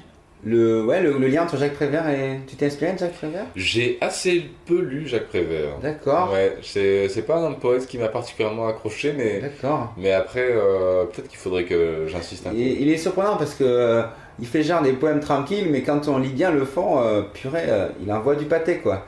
Et tout le monde en prend pour son grade. Et c'est vrai que dans les écoles, ils se rendent pas compte parfois de ce qu'ils font lire aux élèves. Dans la subtilité, c'est ça qui est bien, ça fait passer des messages aussi. Oui, c'est sûr. D'accord. Et puis voilà, tu parles du fond et de la forme. Ça, c'est pas mal. C'est vrai que parce que... En plus, j'ai remarqué ça. Toujours les gens... Ah, salut, c'est la forme. Et puis, en fait, les gens, ils se rendent pas compte que c'est une phrase machinale. Et on pourrait... tu réponds, oui, et le fond est en train d'être en chemin de travailler, là. C'est pas mal, j'aime bien l'idée. Puisque finalement, si on y réfléchit bien, quand il dit salut, c'est la forme, en quelque sorte, bon, c'est en surface, quoi. C'est le banal, c'est la pensée toute faite, le préjugé, et tu fais rentrer le personnage dans... Bon non, on va dans le fond, on parle du fond, ce qui se passe à l'intérieur, la tournure de pensée. Moi j'y vois ça. Oui, c'est une histoire, une histoire de dimension, je prends... c'est un vaste thème. Oui, entre des personnes qui vivent sans se rendre compte qu'elles vivent, et entre des personnes qui savent un peu plus qu'est-ce qui se passe à l'intérieur, quoi. Qui se passe à l'intérieur et qui prennent le temps de vraiment réfléchir sur des thèmes larges et qui prennent la mesure de l'espace un petit peu. Combien de gens ne regardent pas le ciel? Les nuages qui passent qui sont magnifiques tous les jours. C'est vrai. Est-ce que aussi je me demandais si la pataphysique de Boris Vian t'aurait inspiré? Boris Vian. Boris Vian, oui, peut-être, ouais. Mais j'aime beaucoup Boris Vian. Après, je sais pas... Franchement, au niveau des influences, j'en sais rien. D'accord. J'ai entendu Boris Vian aussi dans ce que tu écris, j'aime bien. J'aime bien tous ces mélanges. Mais oui, non, c'est très drôle, Boris Vian. C'est fin. Alors, il y a une phrase justement, pour rebondir sur ce texte, qui fait suite à son texte. Donc c'est l'homme qui délivre ses plantations et ses neurones de l'enfer, de l'empeigne, ne peut plus s'en remettre à l'obscurité. Ça, c'est fort. Ça veut dire qu'une fois qu'on est conscient, c'est difficile de retourner à un truc d'inconscience, c'est ça? Oui, complètement. Ah, c'est vachement universel. C'est quoi un empeigne, justement? Je me suis posé la question. C'est le dessus de la chaussure. Ah, tiens. Oui, c'est l'empeigne. L'empeigne. Pourquoi, du coup, l'enfer de l'empeigne? Les choses en surface, peut-être, c'est ça? Une fois que dans le texte, je préconise de vivre pieds nus. Ah, oui. Mais bon, je fais un parallèle, effectivement, avec l'ouverture d'esprit. L'ouverture de la conscience. Donc c'est un texte rigolo aussi. Pour à la limite où je dis qu'on peut lasser ses lacets autour de nos pieds nus. Ouais, c'est un petit peu des cordes, on va dire, comment dire. Les lacets, ça peut être des petites chaînes intérieures en quelque sorte. Je sais pas comment le dire.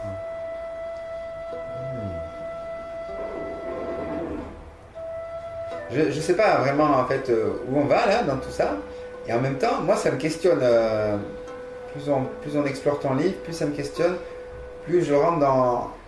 Je pensais faire du sens, mais en fait je vois qu'il y a énormément de non-sens qui donnent du sens, et vice versa. C'est ça qui est surprenant. Il n'est pas complètement absurde non plus comme livre. Non, pas tout à fait, non. Je pense que ce genre de livre, on peut le lire, le relire, le brasser intérieurement plusieurs fois. Et c'est ce que je vais m'employer à faire d'ailleurs. Tellement il y a de richesse dans les mots, dans les idées. Je te remercie. Est-ce que tu nous jouerais... Tu fais de la musique aussi? Oui, Tu nous jouerais une petite composition? Avec grand plaisir. Une composition qui est en l'honneur d'un ami qui est mort. D'accord.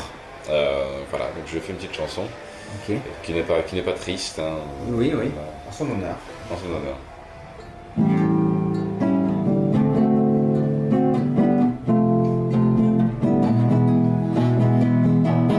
Hop, je me change la guitare. D'accord.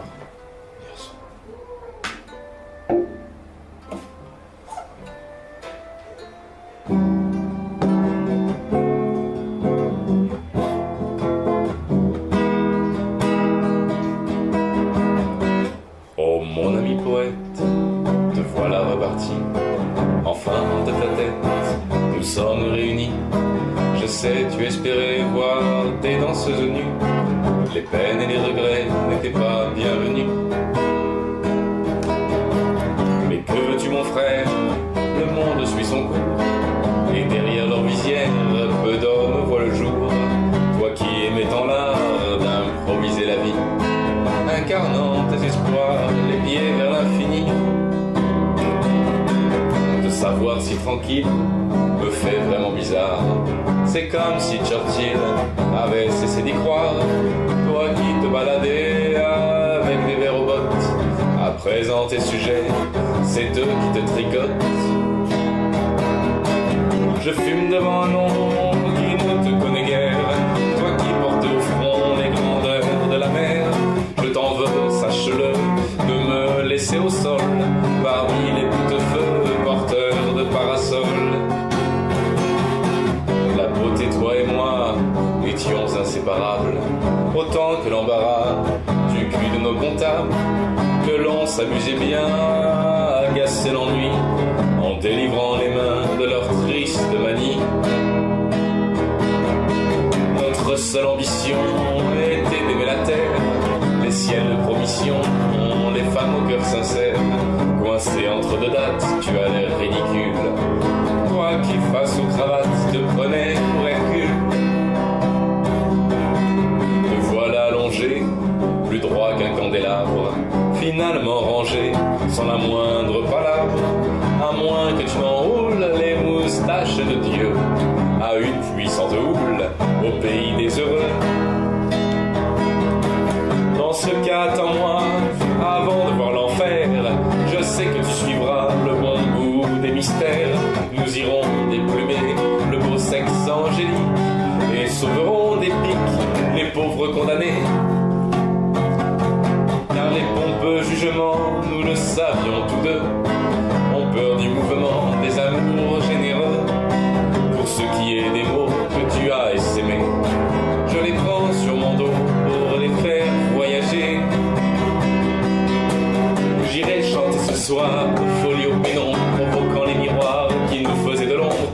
Car nous sommes poètes, des cigales en visite, et nous faisons la fête quand l'un de nous quitte.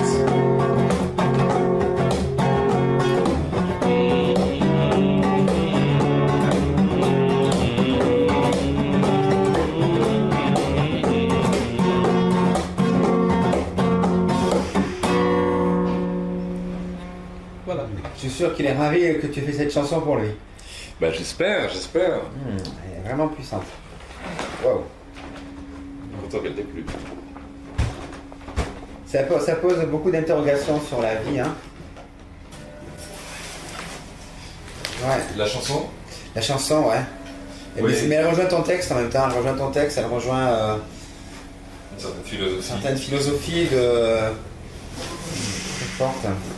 Je vais continuer. Alors en fait, je vais lire un petit passage aussi que j'ai bien aimé, ce qui est vers la fin du livre.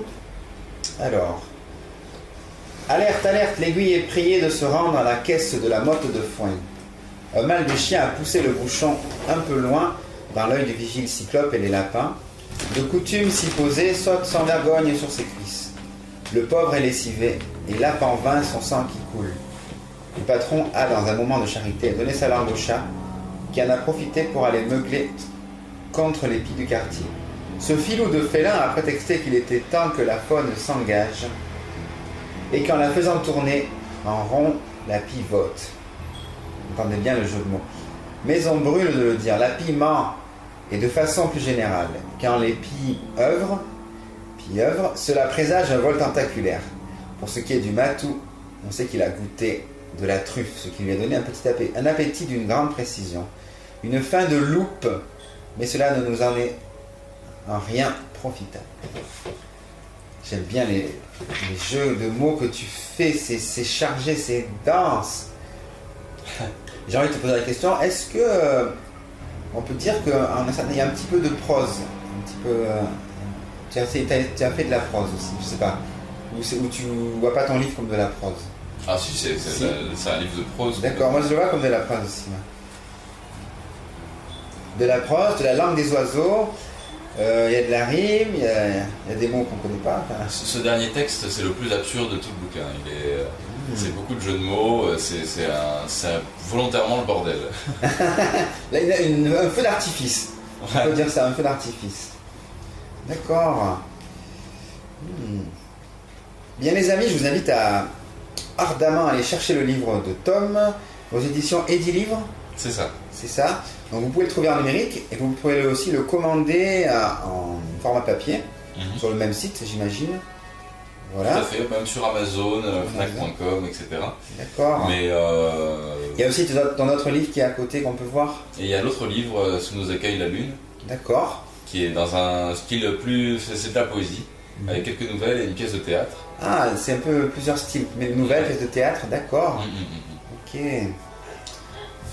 Alors, on en vient à la question que je pose à tous mes invités. Qu'est-ce que tu dirais à toute l'humanité si tu avais l'occasion de le faire? Quel serait ton message?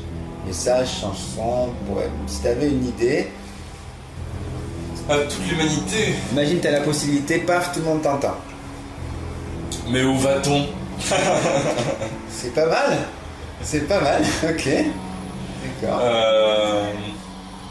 Oh, je leur ferai un sourire. Sourire. Finalement, l'humanité est touchante avec ses défauts. Touchante, c'est vrai. Ouais. J'aime bien me moquer d'elle quand même. Mais c'est ça qui est bien. Maladroite. Tu te moques d'elle, mais avec humour. Tu l'attaques pas de front, c'est ça que j'aime bien. Non, parce que malheureusement j'en fais partie. Je serais peut-être plus sauvage si j'étais un oiseau. Il y a beaucoup d'auteurs qui se complairaient à attaquer de front et à voir le mal partout. Et de mettre de l'humour, ça fait passer la pilule et ça fait du bien, ça fait évoluer. C'est une bouffée d'air frais ton livre. Ah, c'est une nécessité. Une nécessité, ouais. Est-ce qu'on peut te retrouver en quelque part bientôt? Est-ce que tu as des endroits ou des dates ou des... Alors je vais sûrement animer bientôt une des sessions slam au bout du pont, au bar le bout du pont, à Toulouse. Bout du pont, ouais. Et puis sûrement repasser à la cave poésie, au Caméléon, peut-être à la Maison Blanche. La cave poésie se situe dans une rue annexe au Capitole. La rue du Thor. La rue du Thor, c'est ça, voilà. Et vous pourrez retrouver plein de gens qui font des petits textes. Donc tu vas y retourner là-bas, d'accord. Est-ce que tu as aussi une page internet où on peut te retrouver?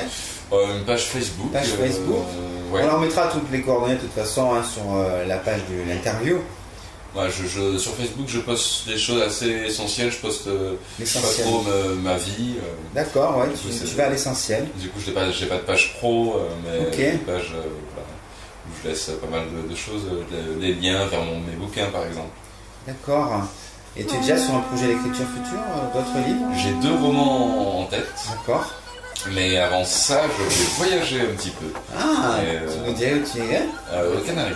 Aux Canaries, waouh, magnifique. Ouais, peut-être en Grèce et peut-être en Italie. D'accord.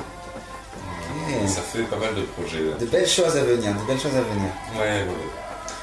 Et bien sûr, vous pourrez donc retrouver l'interview très rapidement sur le site Radio Livre Audio. On relaiera toutes les informations. Si vous voulez contacter Tom, tout sera disponible. Un dernier mot? Eh bien, profitez bien en tout cas tous de cette belle saison et qu'il arrive pour chacun des superbes rencontres, des bonnes surprises et que la littérature ait encore de beaux jours devant elle. Je te remercie. Et nous allons finir avec une autre petite chanson de ton choix. Une petite idée? Une chanson de ton choix. Une chanson de mon choix. Ouais. Comme ça. Comme ça. Notre artiste, du coup. Ouais, notre artiste. Allez, parce que je l'avais cité, je crois que je ne l'ai pas encore. On va finir sur une note positive d'un mec qui ne l'était pas souvent. Oui. Qui est Mano Solo. Mano Solo. Il y a sûrement des pays. Des pays, je crois. Il y a sûrement des pays. C'est parti sur Radio Livre Audio. À bientôt pour une nouvelle interview. Salut les amis et merci d'être de plus en plus nombreux à nous écouter. Ça me fait extrêmement plaisir, ça nous fait avancer. Les artistes sont mis à l'honneur et c'est très très beau. Et c'est grâce à vous les amis. Salut.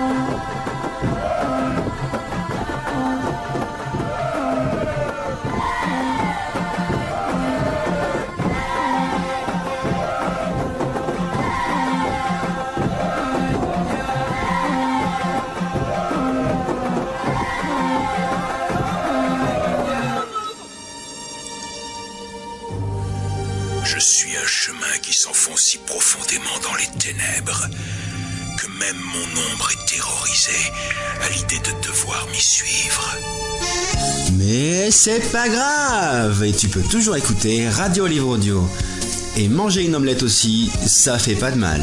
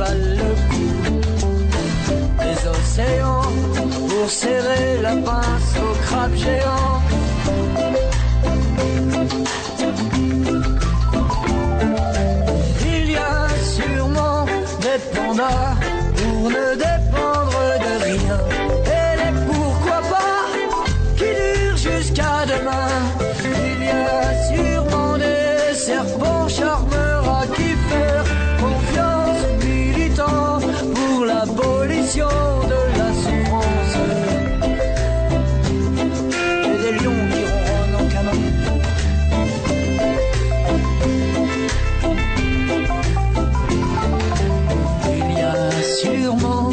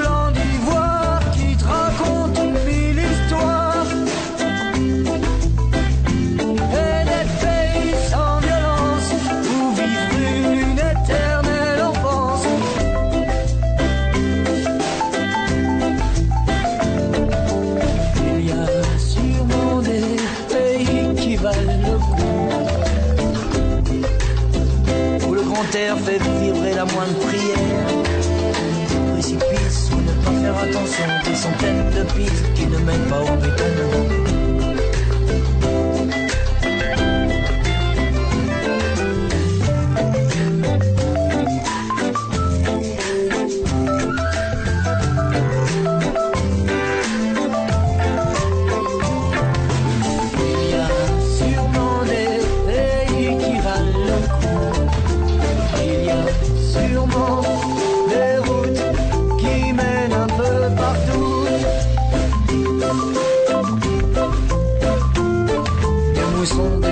De 12 illusions, les inondations ont noyé les têtes de cons.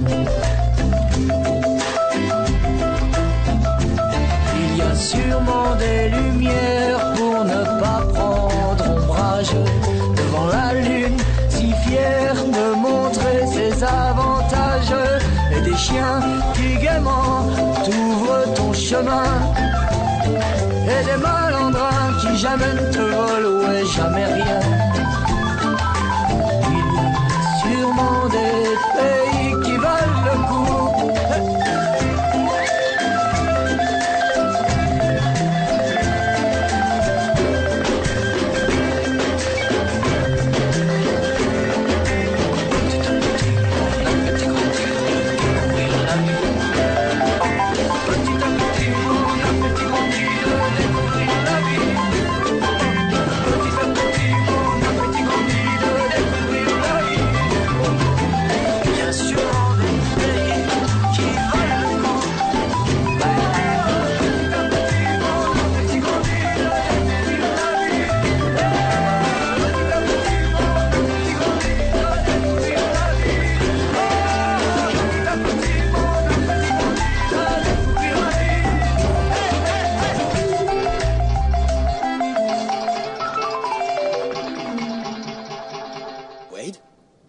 Ça fait depuis quoi? Jacksonville. Le fast-food à Jacksonville? Le fast-food, oui.